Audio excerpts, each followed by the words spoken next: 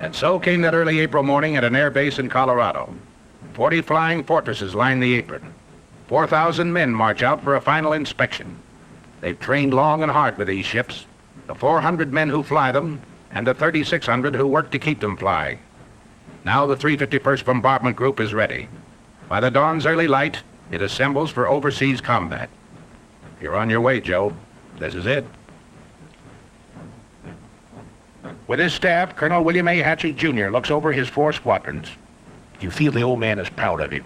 He finds no fault with you today, nor you with him.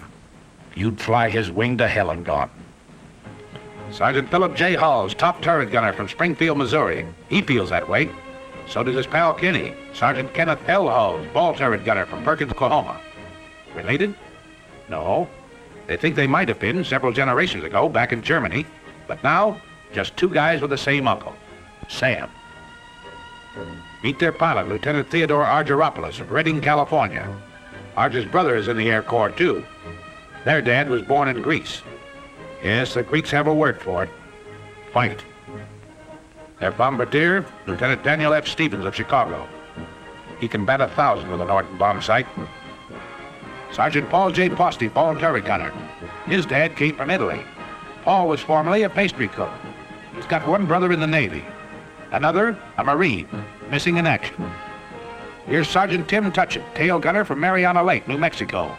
On the reservation, they named him Aki. That means boy in Navajo. Uncle Sam's boy, too. A few last-minute instructions, and we're off. The compass points northeast. Take another look down there. That's your part of the earth. Out of that desert, those mountains, those fields has grown the American way of life. What you're fighting for. You remember the colonel's quiet words? Men, the enemy has asked for it. Let him have it. Seek no quarter, nor give any beyond reason. Be firm, be just, and Godspeed you all. 8.5 hours out of Newfoundland, another sunrise. It's rising out of the red of battle, this sun. But 40 more B-17s, 3 minutes apart, have roared across the Atlantic night. The Irish coast looks up to say, top of the morning. And a lake in the Ulster Highlands gives the navigator a checkpoint. Off the Scottish coast, Dernya Craig is a signal for right rudder south, across the English Midlands. Pilots are impatient with the lack of sleep. Atta boy, pour on the coal, let's get there.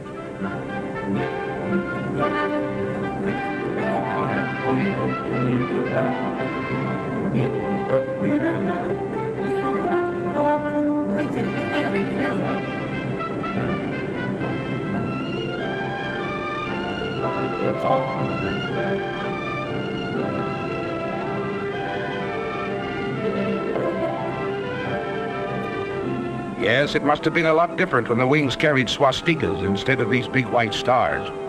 Don't worry, folks. We're dropping nothing today, just our hats in the ring. Hello, Missy. We brought something for you and brother. Chewing gum and chocolate bars. And there's a crate of oranges in the ball turret. Ah, there, Grandpa. We'll be seeing you for a glass of that.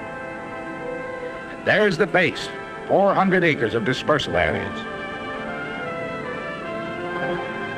The RAF is on hand to welcome us. Set her down, Colonel. Set her down.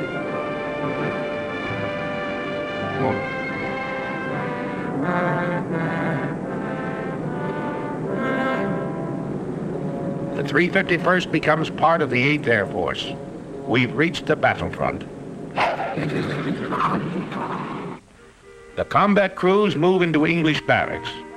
They give them those simple, quiet names for which Americans are famous.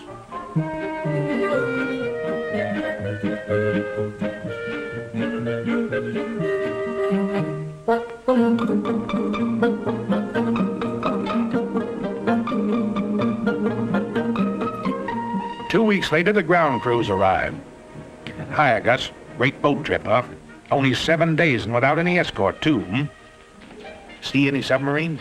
Oh, 100 of them, huh? Well, I guess you ought to know, Gus. They tell me you was hanging over the rail all the way. Next day, big doings. Class A uniform. Shine those buttons. His Royal Highness the Duke of Gloucester, brother to the King of England, drops in and is greeted by the old man. What's that?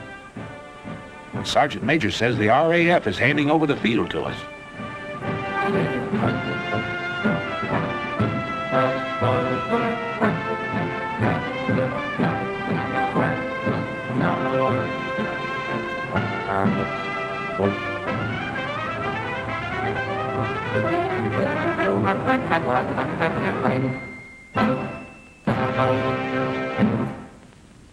On behalf of the Air Ministry, I hand over this aerodrome complete with buildings and equipment for your safekeeping. It gives me a great pleasure to accept this station on behalf of the United States Army Air Forces.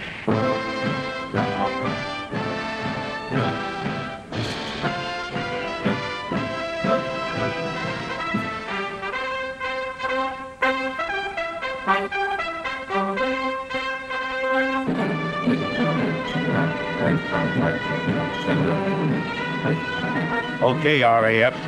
If we can fit your boots, we'll walk it straight, brother.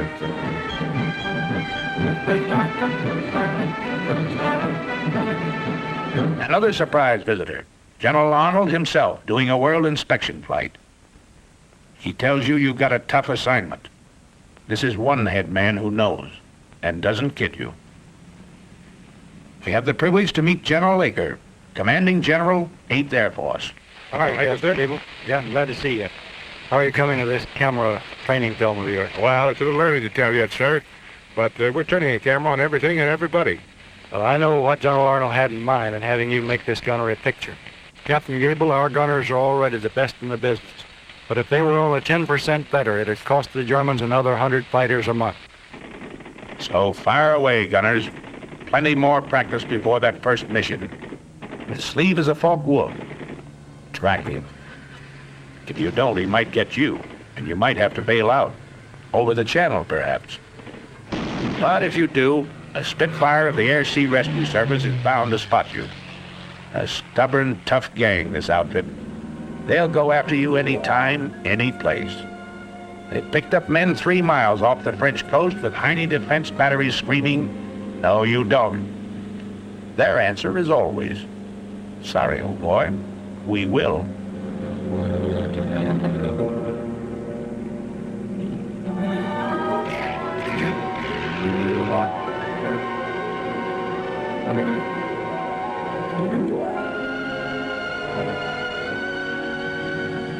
You work on your identification of aircraft. Over here, it's with a real McCoy, such as this captured Ju-88.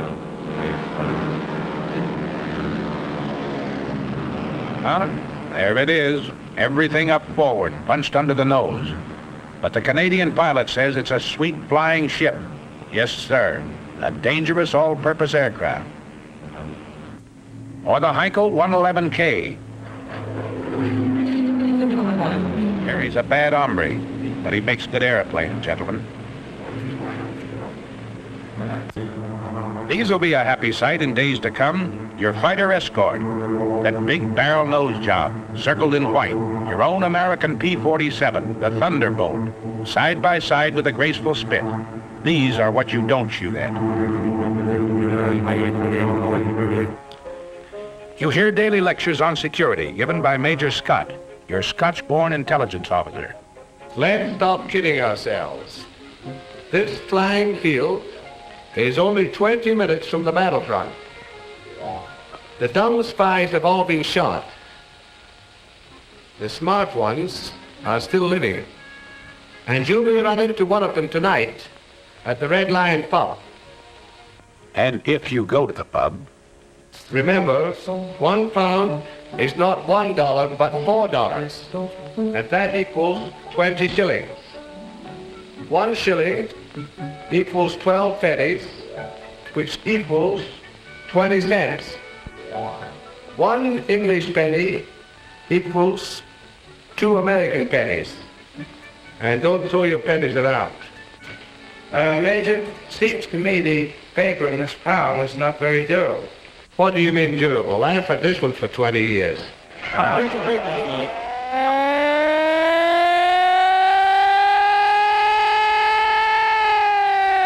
is it, Fred? What is it? One of those bitter lessons you learn in training. Flying close formation in rough air at low altitude is no good, gentlemen. Save that for high altitude when you're headed for the target.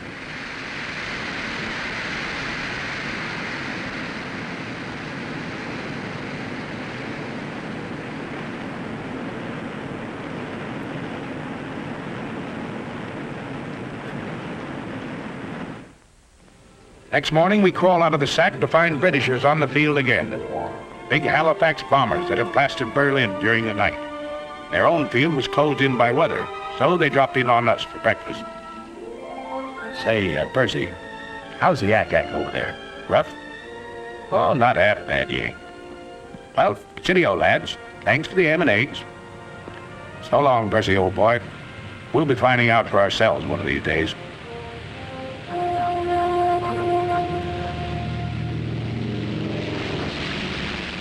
That day arrives. The order comes over the teletype.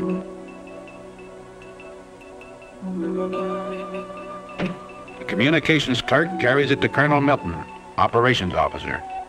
To Colonel Burns, deputy commander. The old man is on the phone. Then in the briefing room, I'm summarizing. Remember, you read in to this DR point where you go northeast to avoid this flak area.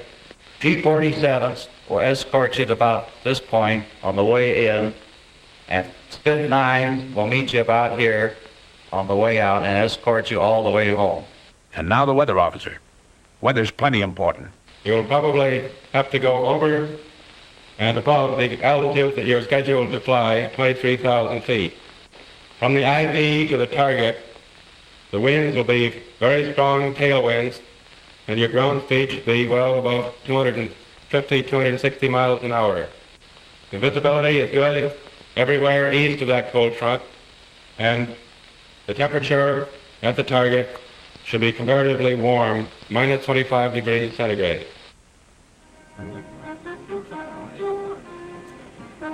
Today is your baptism of fire. If Lieutenant Argyropoulos...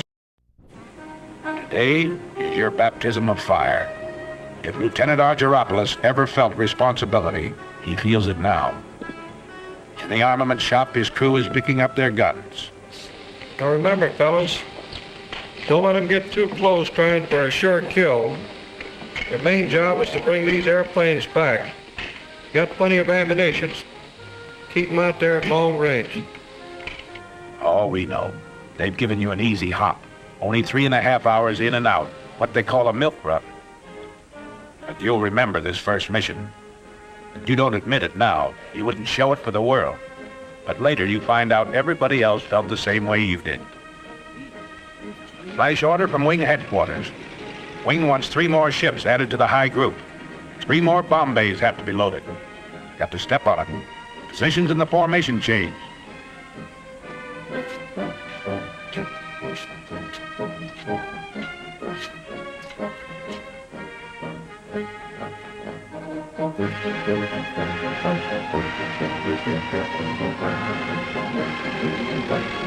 This doesn't concern Sergeants Kenny and Phil Hulls.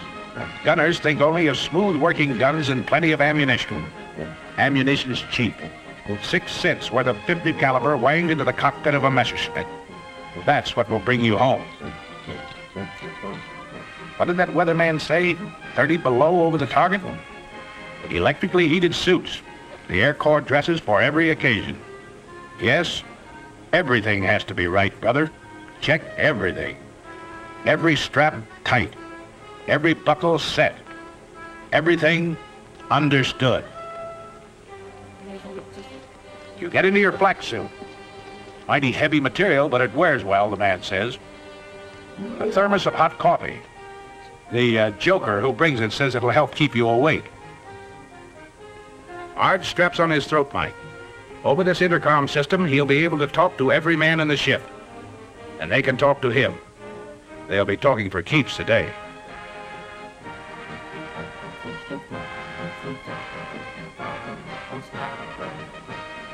Well, that flare from the tower ought to be along any minute now. There it is. Start engines. Colonel's already been on missions with seasoned outfits. Today, he leads you on your berth.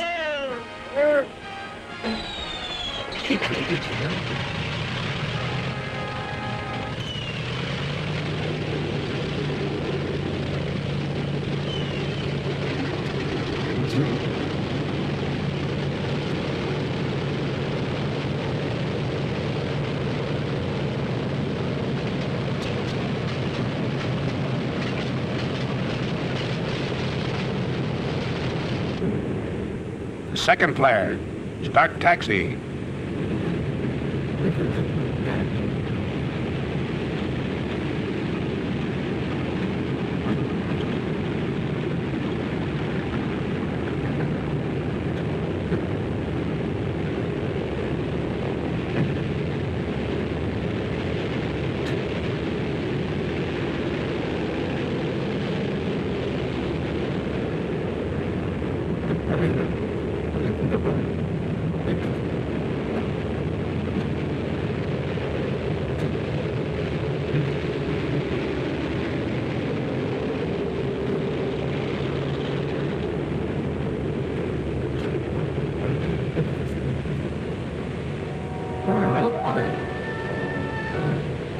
You punch wing to wing at the start of the runway.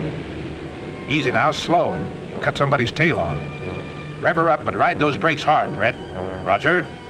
But you keep your eye on the tower. Take off. The old man leans full on his throttle. At 15-second intervals, you follow.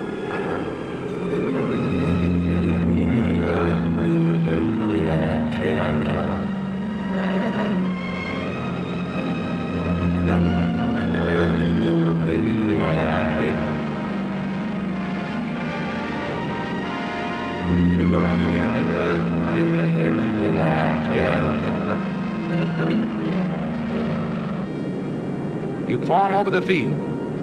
You're on your way.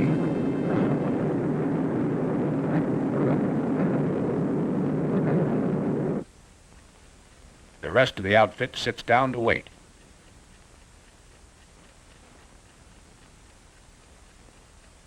Go ahead, Mike. Your deal. Come on, I cut. Oh, okay. What time are they due back, do you know? Scotty said around 5:20. Gosh, I sure hope they all... Hey, how many are you dealing? I'm in. Oh, sorry. We know, Mike. Everybody's sweating them out. You mean what's coming over those trees, Major? No, that's not them. Just a flock of crows. I was a truck driver on Canal Street, and I never felt like this before. I ride the ambulances.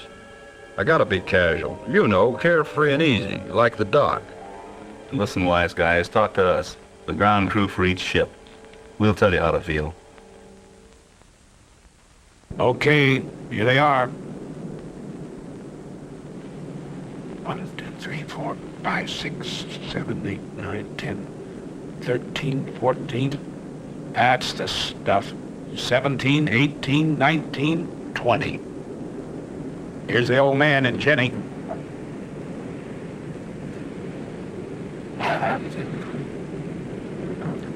Yeah, that's your ship, Corporal. You can uncross those fingers now.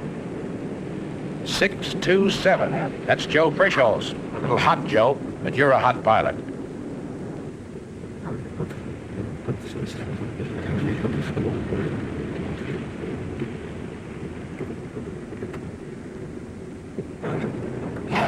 Here's Gable in 742. Chalk him up. Here's old Zip in 879. He's got number 4 prop feather, too. Here's 953 with number 2 out. And look, Jim couldn't get his Bombay doors closed either.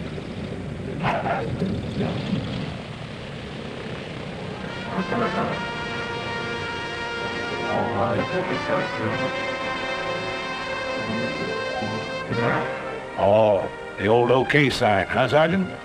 Must have laid him right on the nose. Yeah, Oldie says he saw him land right on the MPI. Nice bombing, Steve. That's from me, Pete Provenzali, your navigator. Okay, Phil, chalk up number 1. Nice driving, Captain Ard. You sure know your evasive action. Uh-oh, Harry caught something. 20 millimeter right across his radio. Arge looks at a hole in the horizontal stabilizer. Nothing at all. Hi, Pete. Come on, let's stow these guns and get to interrogation. Yeah, you're feeling pretty cocky. Nobody blames you. It's great to get that first one over with. But this one was pretty easy, remember? You got a lot more to go. Longer ones, tougher ones. Take it easy, boys. Take it easy. Back from the raid comes Major Louis Nowak, Group Surgeon. Doc flew this first mission to study the physical reactions of men in combat. He didn't have to go, but that's the kind of a doc he is. And today, on the walls of the officers' mess, begins the chronological record of the group's success. Coutray, a German fighter base in Belgium. Annie doesn't live there anymore. In the meantime, we find Kenny and Phil cleaning their guns in front of the armament shop. Hello, Captain. Hello, fellas. Well, how was it? You know, Captain, I don't think those Germans like us. Are you ready to go again? Sure. Gotta get this thing over. Did you learn anything you didn't know before? Plenty. At home, they told us the Germans made most of their attacks on the tail. Today, most of them are on the nose. Yeah. Most of the time I had my third point at 12 o'clock. I must have fired 1,000 rounds. Let's go all these guns, Ken. All set?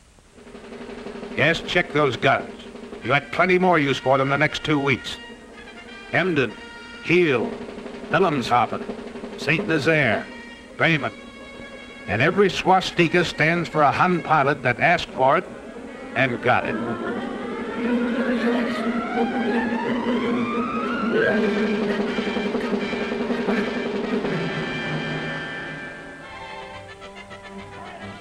Came days when enemy targets were hidden by weather.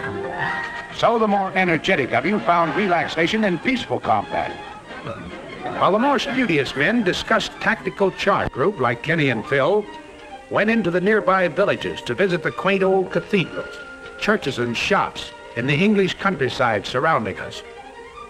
Or on days when they were confined near the base, the old cathedrals and shops would come out to see them.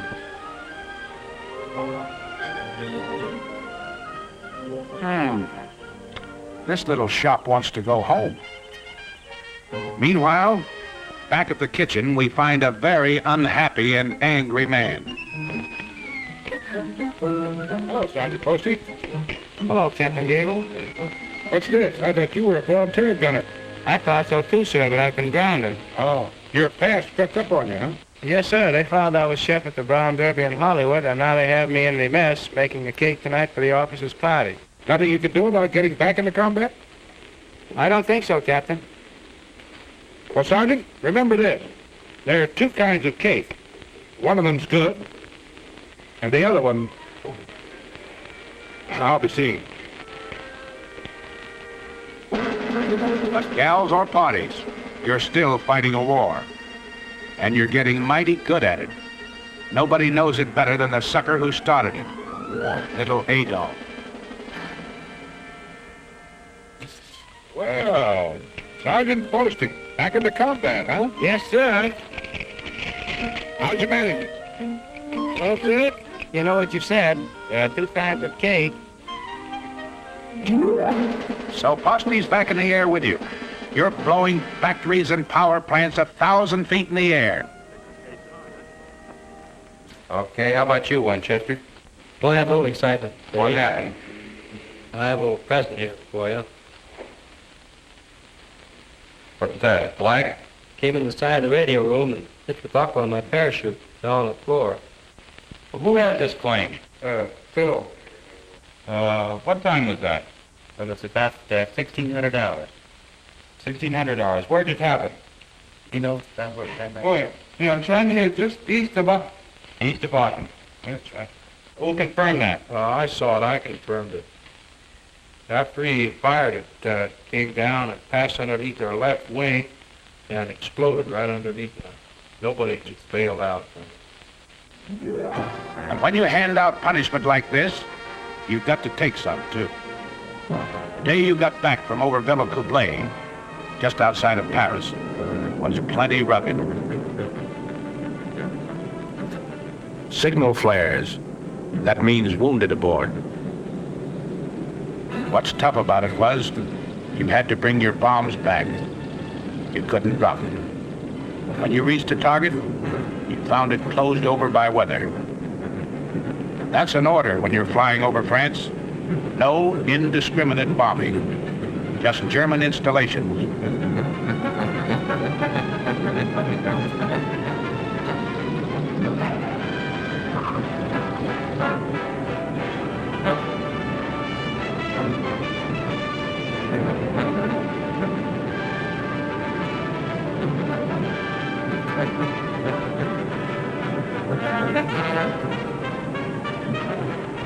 Colonel Milton, who led the raid, is a tired, sick guy this day, and nobody blames him.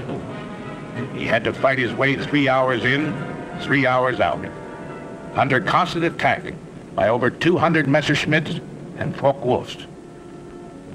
He lost men, he lost ships, and couldn't strike his blow. That's rough. Here's Peter Provenzale.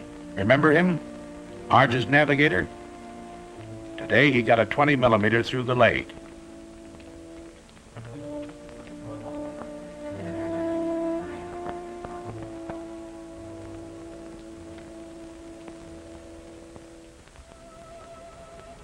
Control cable shot in two, but some wounded gunner wouldn't quit.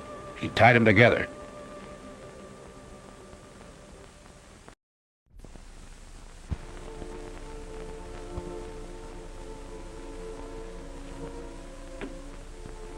Who's in there?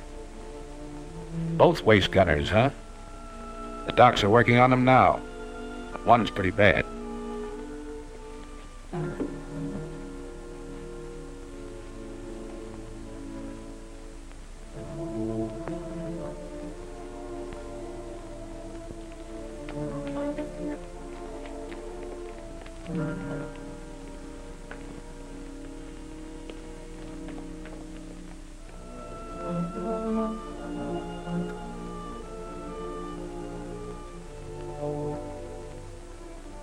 Easy now, you guys. It's Bob Wallace, co-pilot.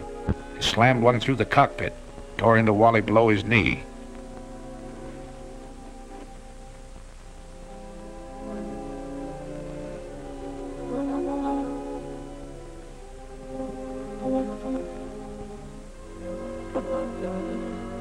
Bulletproof glass. Well, Sergeant, guess you live right. Yes, the bombardiers with their first aid kits had plenty of work today, crawling back through the bomb bays, trying to keep a steady hand in the rough going.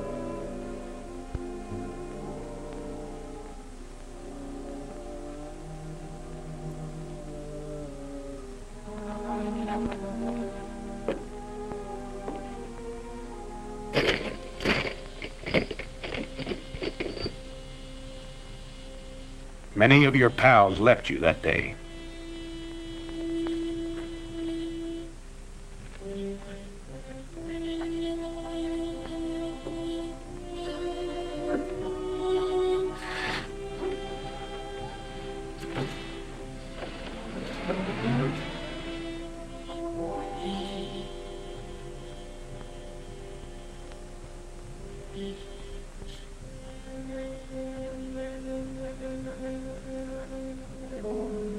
Oh,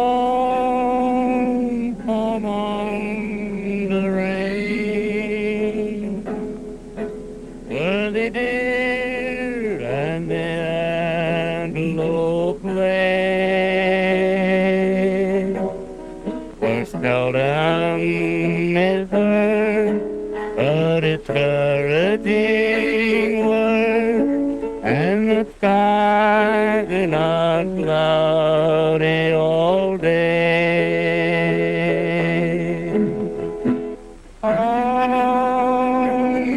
On the rain, but the deer and the antelope lay. Bring it up, you guys. There's another loading.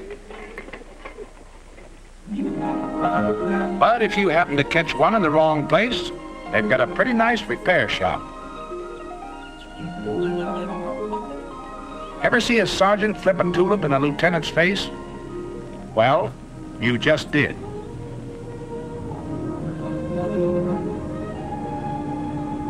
Yeah, while the gang at the base carries on, you can take it easy for a while.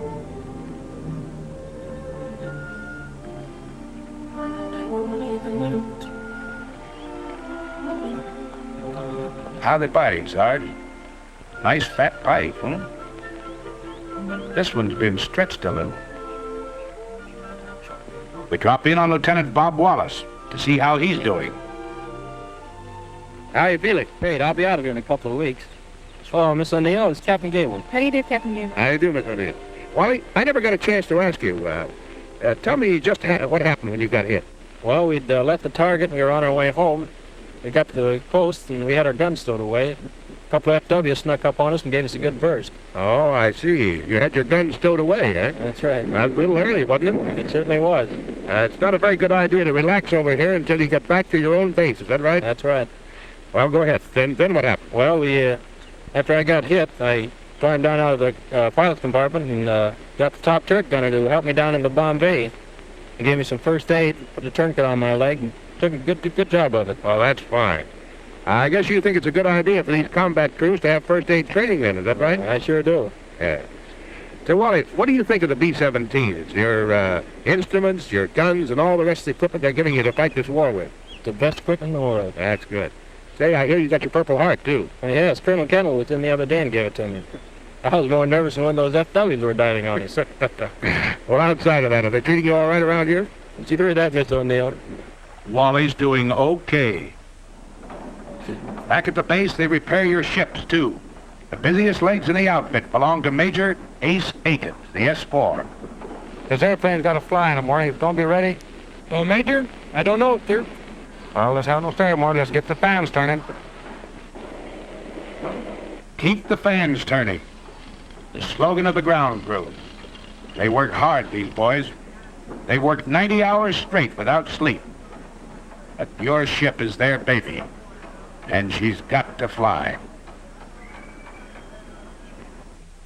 And if you need to repair a few thoughts, Sunday's always a nice day for it, if there's no raid scheduled.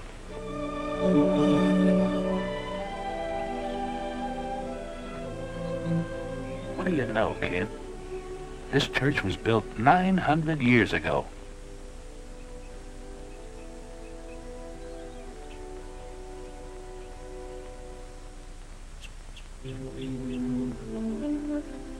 Over at the hospital, Father O'Connor celebrates the Mass.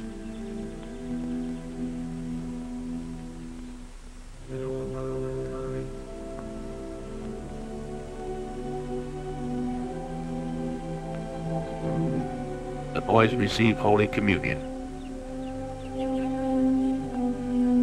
Here's Pete Provenzale. He's leaving the hospital tomorrow.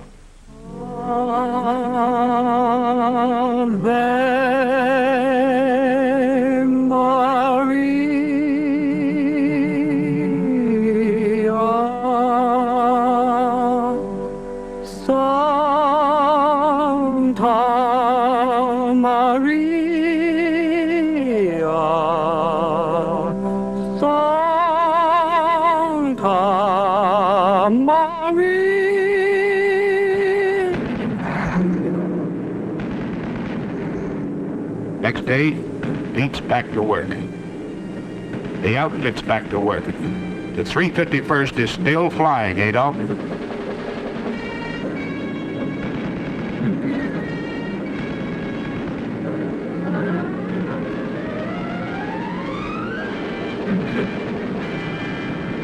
Agent ordered. General order number 93. Headquarters 8th Bomber Command. 11th July, 1943. You can't get out of it, you know. They pin medals on you for this sort of work. It's not so much a thrill for you. It's a big kick it will hand the folks back home. The Silver Star, the Distinguished Flying Cross, the Soldier's Medal. Dad and Ma and that certain girl. They'll cut out the guppies and drive the neighbors nuts.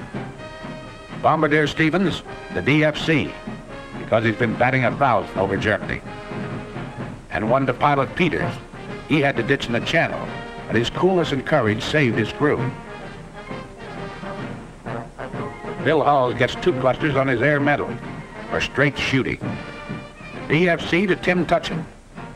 A Focke-Wulf and a mountain lion? No difference, he says.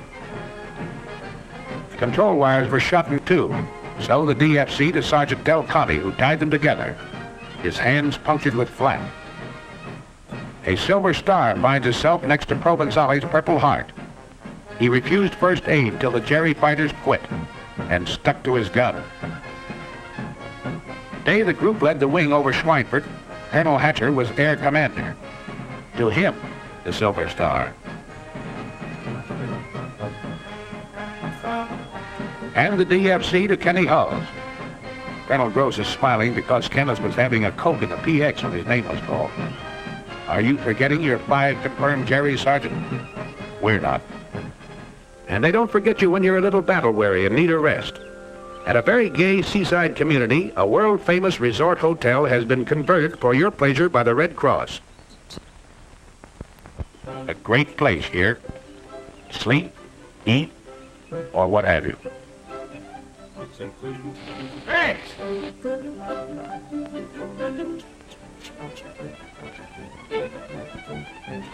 Not on your life, Clark. None of that here. Oh, but look, ours, just a few shots. Oh, we're here for a rest. Right, you guys? Right. Well, all right, then, how's this? I'll follow them around with a silent camera for 1 day. They won't have to say a word. Good deal? Good deal. An English Surrey with a fringe on top. Nice fringe. Carry you to the old swimming hole.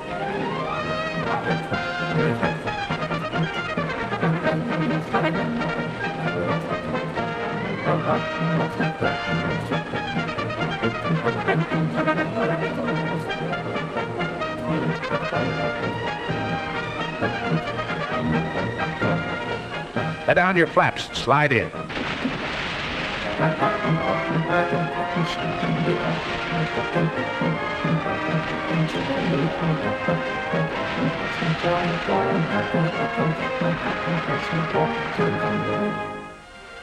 Now let's see what the boys back at the base are doing. Why, they're getting a few laughs too. We'll let the man who's handing them out tell you about it. Hello, everybody. This is Bob, somewhere in good old Jolly Hope, laying a few eggs for the boys that really know how to lay them.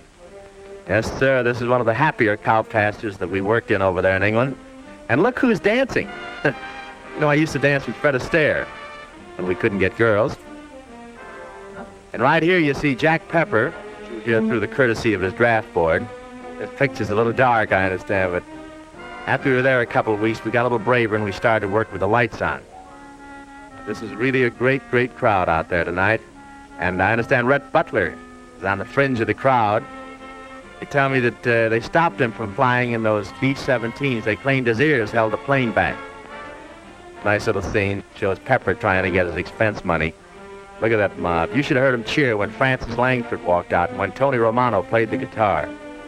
Yes, sir, you'll never know how this bunch of boys picked up our morale. And again, the weather breaks over the continent, and the handwriting on the wall spreads your story. You're into the 3rd panel now. You've been out 8 days in a row and done a doubleheader over France on the 9th. This man's Air Force is piling it on. 2 combat wings have been added. 2 air divisions formed. So you're not very surprised when General Aker comes that day. Something big is up. He goes into the briefing room to confer with the old man and his staff. They call in the squadron commanders, even the flight commanders. What did he tell them? Your 4 squadron COs. They know, but don't talk. Just grin a little with excitement. It's something big, all right, because the farm dumps have been getting plenty of heavy stuff lately. And a loading order came through this afternoon. Stand by. More than that, wing racks. We're really going to pile it on.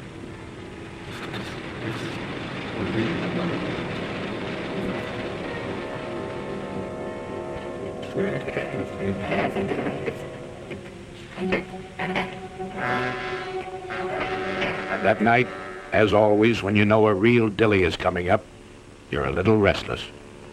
Out in the dispersals, you hear them winding up those engines.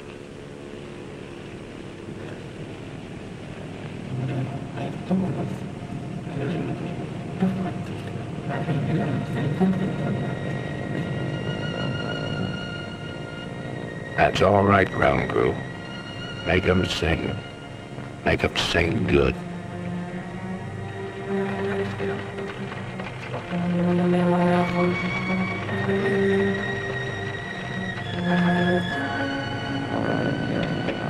All right, you guys.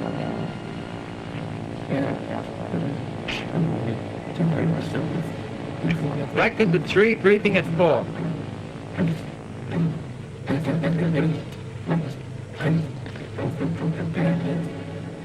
Okay, man. For security's sake, anyone know what the target is for today? Think it's there, Russell? Harris. Oh, we'll see. All right, sir.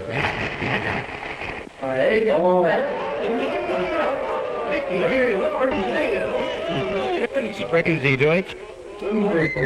Penetration for this group. We've got a A+ target over here. We've got to get it today. Okay, gentlemen. Stations are at 5:05.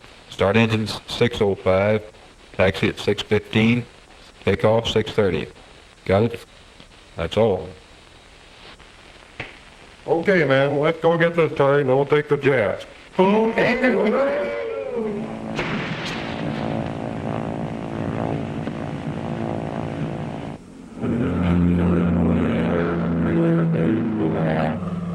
Oxygen.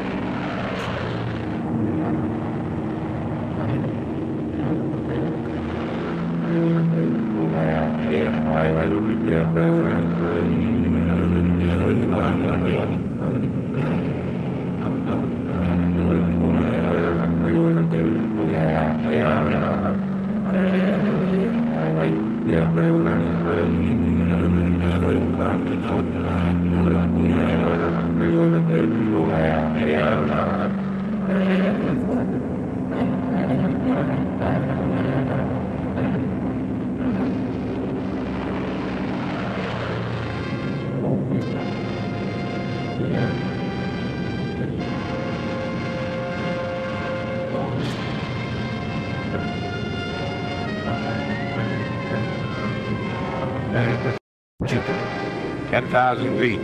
Low on oxygen. Check in your station.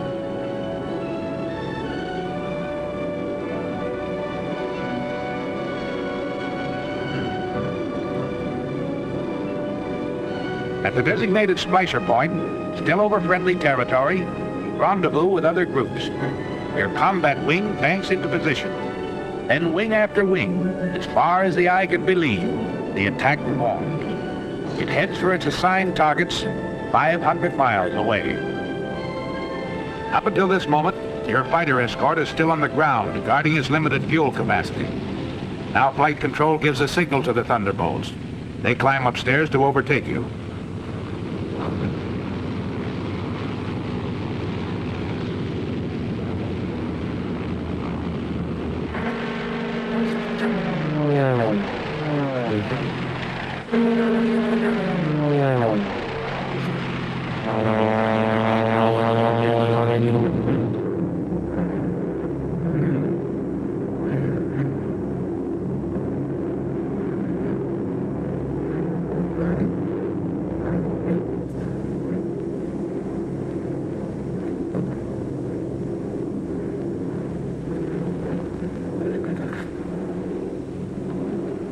fighters, 3 o'clock low. Watch it. That should be our escort. You're right, sir. 47s.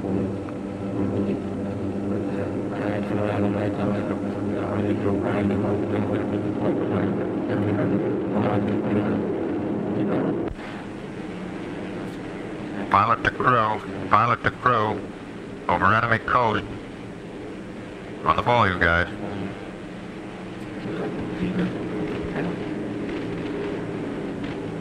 Hey, get a look at that flag. Can't that hold any higher than that? Where do you want to have it? In the bomb bay? Why did you lean out and smell it? That's right, you guys. Laugh it off. Right now, a bum choke goes better than 2 fingers of rye. Around 3 hours out, Arge looks at his watch. He knows it's time for the fighter escort to turn back. All over the ship, you watch them leave. You're really on the ball now, because you know that enemy fighters will appear any minute. They know exactly where you are. They've been watching the stratosphere condense off your wingtips, giving you away in long trails of magnificent treachery.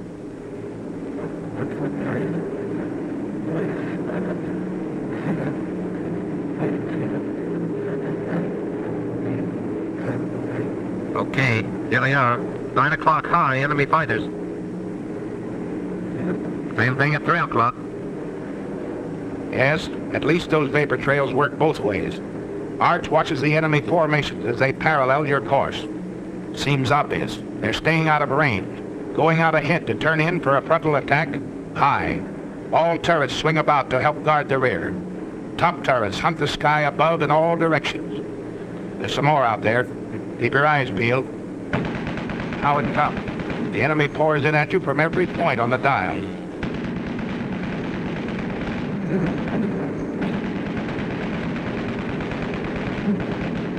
Six o'clock. Level. Come on, 5. Watch it.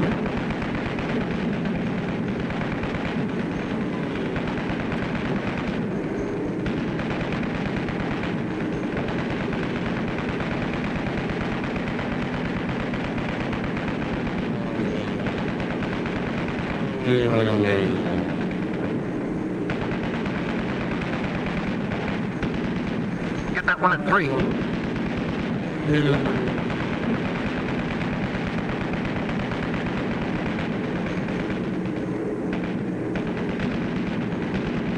$11 o'clock. High.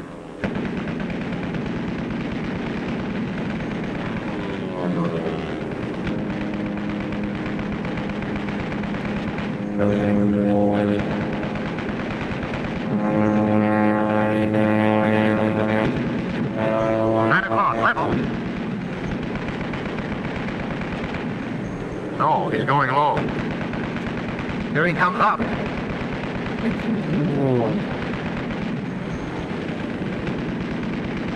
You got the colonel's wingman, smoking on number 4. He's going out, head down. Check the chute, you guys.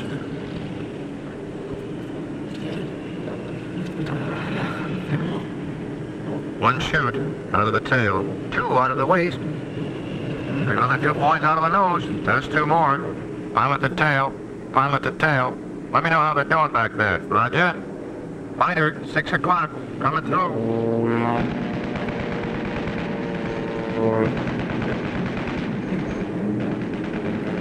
11 o'clock. Low.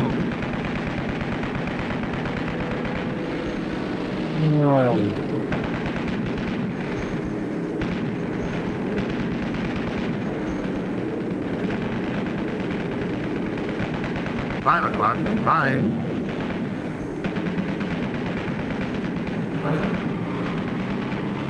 Got one out of the high quadrant. Yep. No chance there.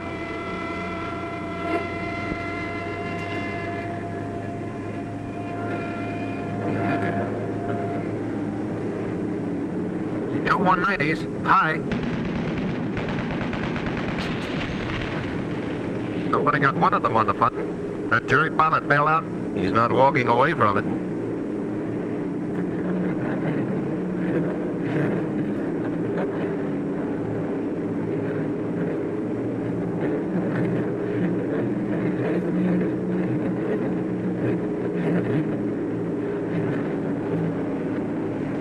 Still they barrel in at you. A little short on heart, plenty long on guts, this enemy.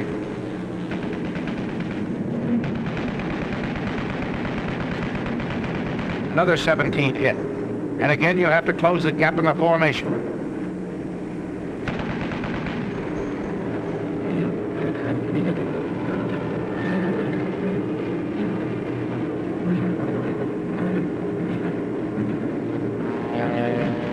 And again they come.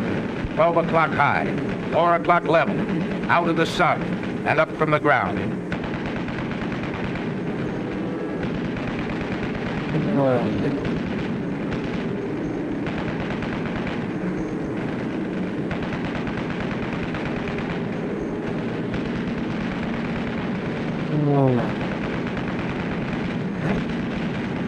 No more coming through. 5 o'clock.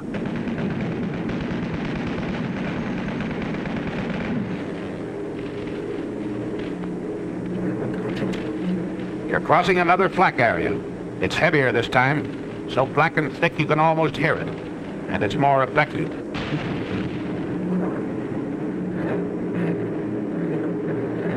Shorty's been hit in feather number 4.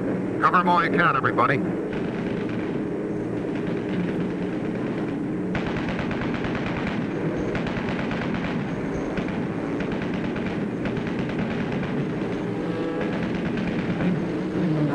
Left waist, pilot to left waist. There's another one working Shorty over. Can you help him? No can do, sir. Out of range.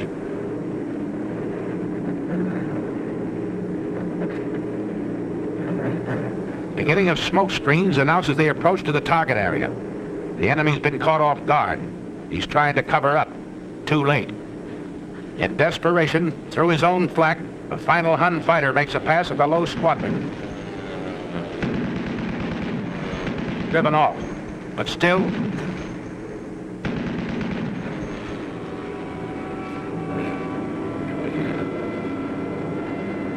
And a flat or a flak get that ship? Flak, I think.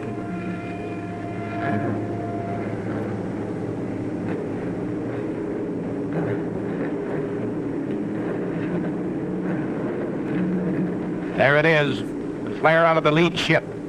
The signal for the bomb run. This is your attack. All right, Steve. We're on the IP. She's yours. I got her.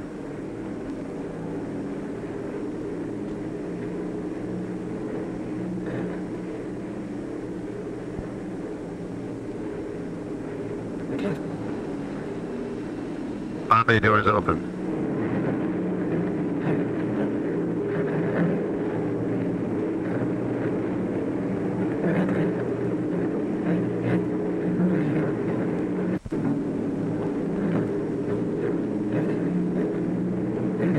Make a good run now, Steve. I'm on it. Yes, make it count, bombardiers. They build these ships around you. Bombs away.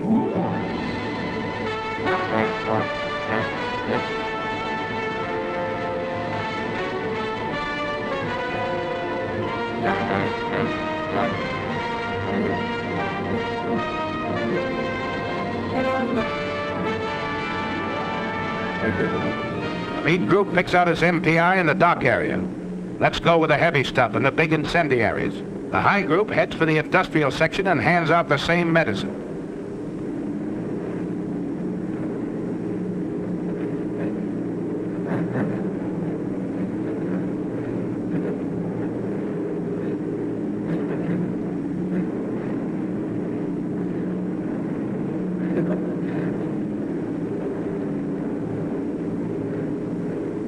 The low group turns for the adjacent airdrome. It blasts the field, the hangars, and repair shops with hundreds of deadly anti-personnel bombs.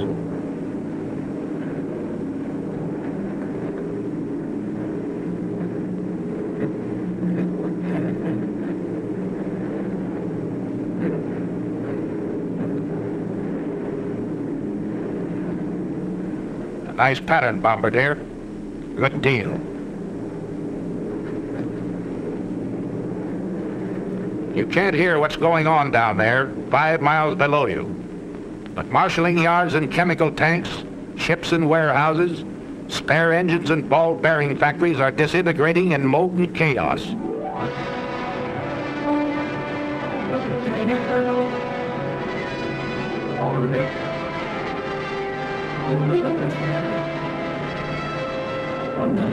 It's thunder out of the Alleghenies, Adolf. You said Americans were soft and decadent? Well, here's a red, white, and blue headache that'll help you change your mind.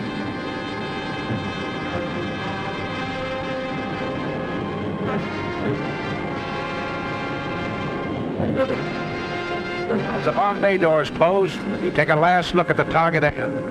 The smoke from its burning debris rises 16,000 feet into the air. More flak. The aim's still good down there.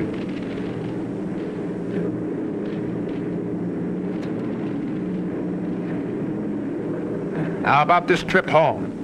Is it going to be rough? Pilot to crew. Pilot to crew. Well, you guys, we're over an hour out. They haven't come back at us yet. Looks like we're lucky this trip. Enemy fighters, 11 o'clock high.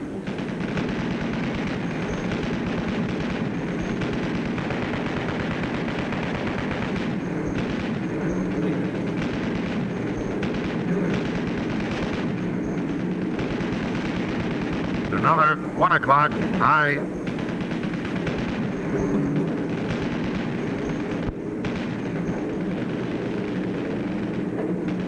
Coming level to 3.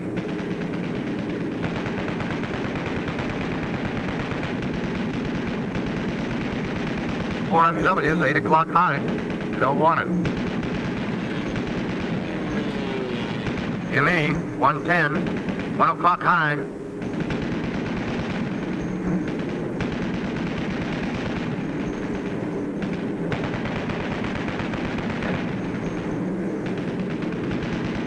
ME at 2 o'clock.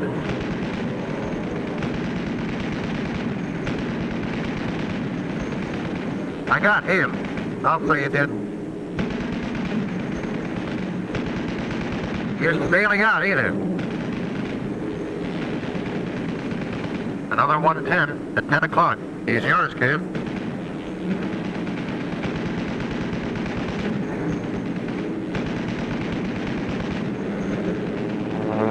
There he goes. He's a pigeon. Stoffel commanders throw their pilots into formation with suicide orders. That's what they get. Formation is tighter than ever. You're not sparing ammunition. You're knocking them down like valor. One more.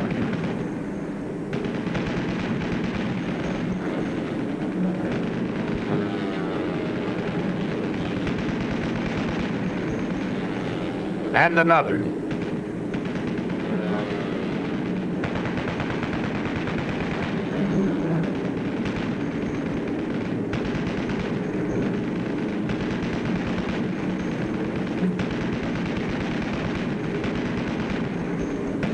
He's through.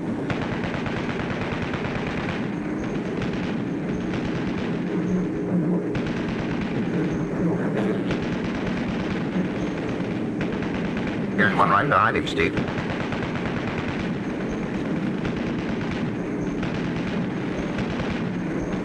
Another. 2 in a row for the boys up forward.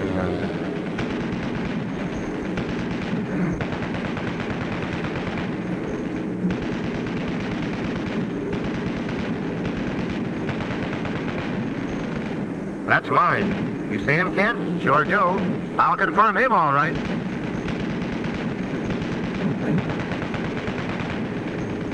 Get this 110. Pull her up, Art. Pull her up.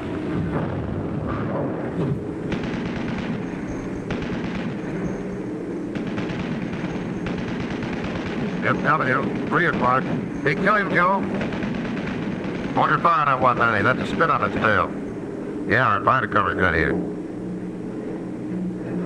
Ah, 4 spit. Gee! I tail it, Jerry. It's over the dig, pal. Look at that spit right him down. Oh, you sweetheart. Good night, sweetheart. Now maybe tomorrow. Good night, sweetheart. Sleep well, that is sorrow.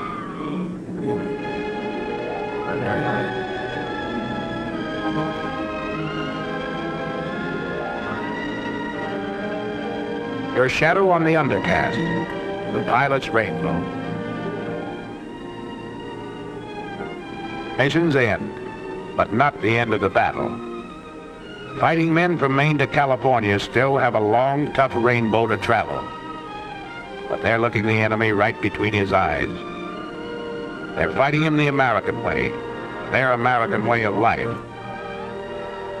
Enemy of America, look at these men. They're not gonna lose, brother.